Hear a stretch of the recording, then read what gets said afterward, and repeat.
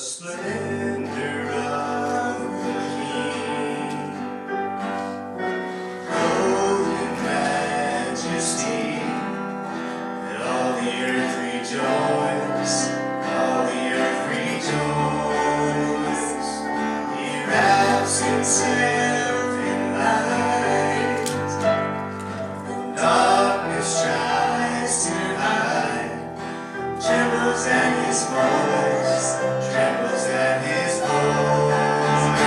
How great is our God, sing with me, how great is our God, and all will see how great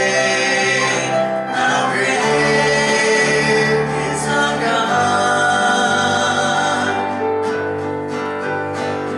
And age to age he stands, time is in his hands, beginning and the end, beginning and the end.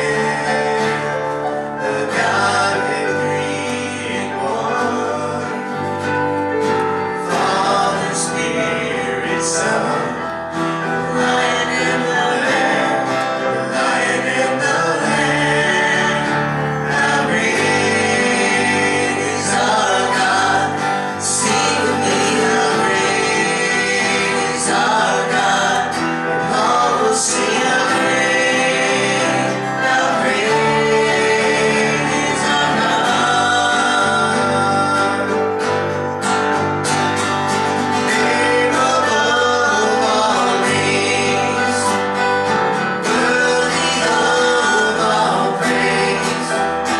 Our heart will sing, how great is our God. Name above all names, worthy of all praise. Our heart will sing, how great is our God. How great is our God, sing with me, how great is our God, all will see how great is our God. How great is our God, sing with me, how great is our God, and all will see how great is our God. How great is our God, sing with me, how great is our God, and all will see how great is our God.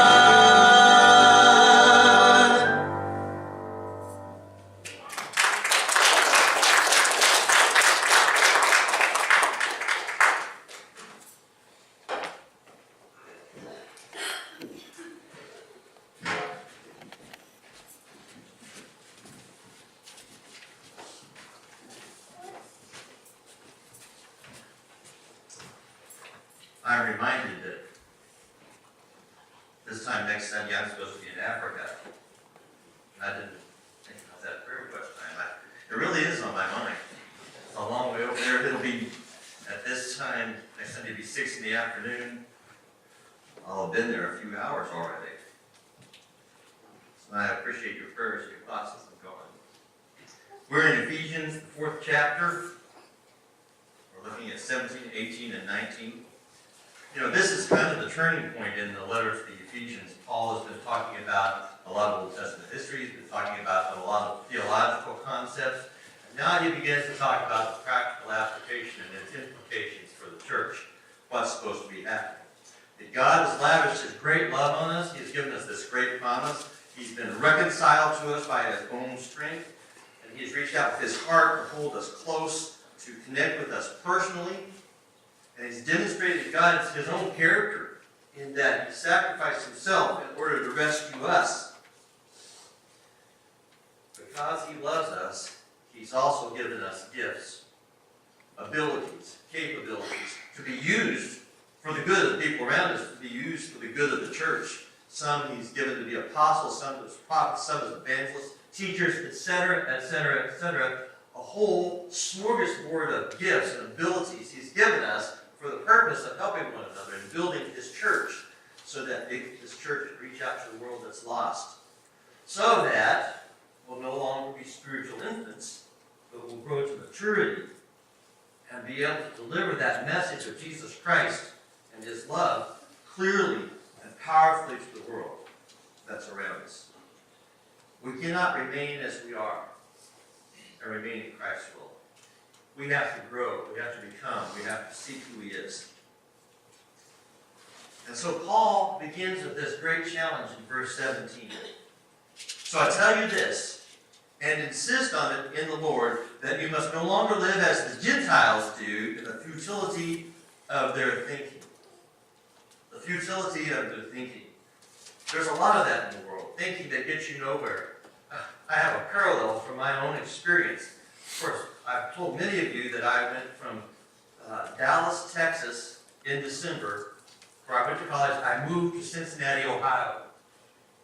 And I arrived there in January. It was a bit of a shock. I went out to start my pickup one morning, and I put it in the clutch, and it was like somebody that poured molasses in my transmission. It sort of ooze. Pickup had to sit there 20 minutes and run before I could really shift properly. It was cold. I didn't know what to do with all of that. It was a strange place, and I found out that navigation in Cincinnati is not like navigation in the Panhandle of Oklahoma. In Beaver County, it's all basically flat, and if I want to go someplace that's north from where I am, I can just kind of go north. I'll eventually get there. It's not so in Cincinnati. Cincinnati was built right on the banks of the Ohio River, at the bottom of some big bluffs, and there are valleys that go up like the fingers of a hand in all directions. And as the city grew and the bottom area became polluted with the slaughterhouses and everything that was going on there, people began to escape the disease by building up the valleys. And the roads just go right down the bottom of the valley, and then there's little side roads both directions where you can get up and houses back in those neighborhoods. And when I wanted to go someplace, I would think of, well, I'm here, and I know the place I want to go is just a little bit north, a little bit east, and I would try to go north and east, and it doesn't work. It doesn't work at all, because there are mountains in a certain valley, it's steep, and you can go that direction, but you will come to an end of the road, and you'll be stuck in somebody's backyard, because the road goes no further. And as long as I had the thought that I could just drive someplace by dead reckoning, I was not going to get anywhere. That's futile thinking. That's futile thinking. On top of the fact that you can't always go where you want to go, I was convinced that the sun came up in the north of Cincinnati. My compass was clear off. I never could convince myself otherwise. I had to learn to drive and navigate a different way. And Paul is saying the same is true of us as humans. The way we instinctively think to get what's good for us is not the true way, and Jesus is the true way.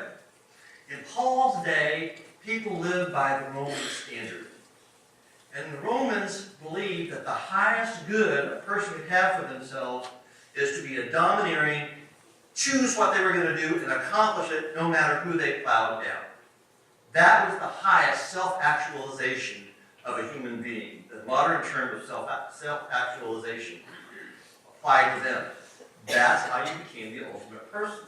That's how you became Caesar, the guy at the top of the social, political power order, by plowing everybody else down and forcing them into your will. If you could persuade people to cooperate and get them to ride your coattails to power, and you could all do it together, that was a good thing. And that's how you moved up to become Caesar, by letting everybody else have a piece of their pie, so that the guy in charge could have the big piece. See, it's all about, for me, mine, my way, controlling. I'm going to plow down everybody who's in my way.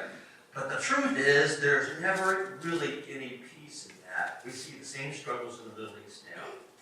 And we think that the Muslim world is rising against the Christian world. And in a lot of ways, that's true.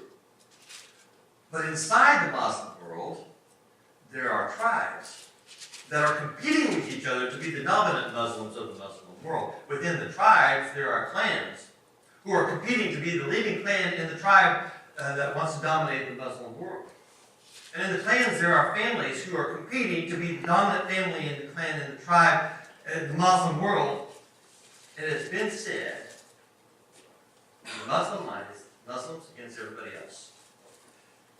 Then it's tribe against tribe, clan against clan, it's family against family, it's brother against brother, right down to the bottom core.